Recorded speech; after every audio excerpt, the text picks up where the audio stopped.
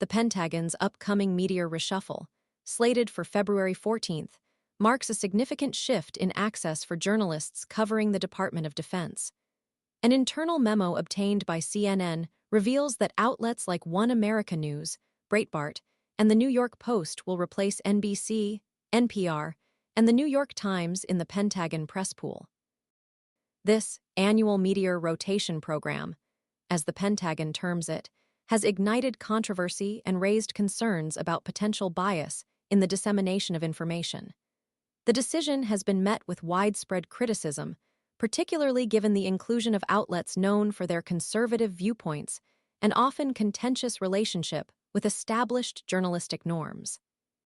The shift away from legacy media outlets, which have a long history of covering the Pentagon and possess established networks within the department, has prompted accusations of a deliberate attempt to reshape the narrative surrounding the military and national security. The perceived favoritism towards outlets aligned with the current administration's ideology is a central concern.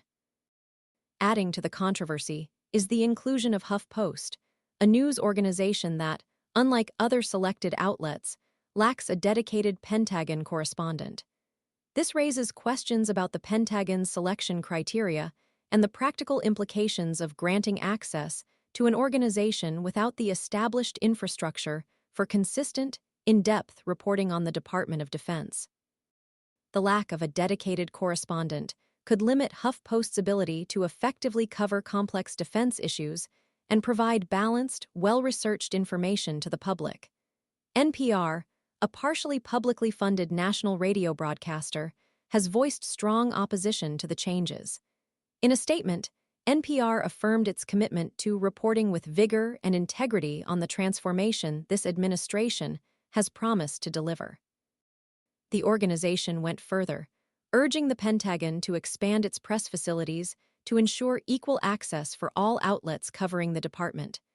This call highlights the concerns that the rotation program may not be truly equitable, potentially silencing or marginalizing voices that challenge the dominant narrative.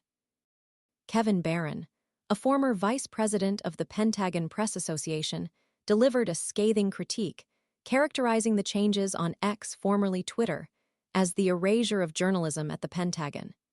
This assessment underscores the broader apprehension that the meteor rotation program represents a calculated effort to limit diverse perspectives and curate the flow of information from the Department of Defense, potentially impacting public understanding of crucial nationalcy.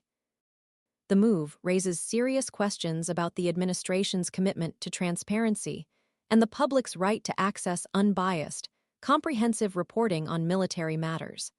The lack of clear criteria for selection and the apparent favoritism towards certain outlets suggest a potential erosion of journalistic integrity and a concerning shift in the balance of power within the relationship between the Pentagon and the press. The long-term implications of this change remain to be seen, but the immediate reaction underscores a growing apprehension amongst journalists and media watchdog groups alike.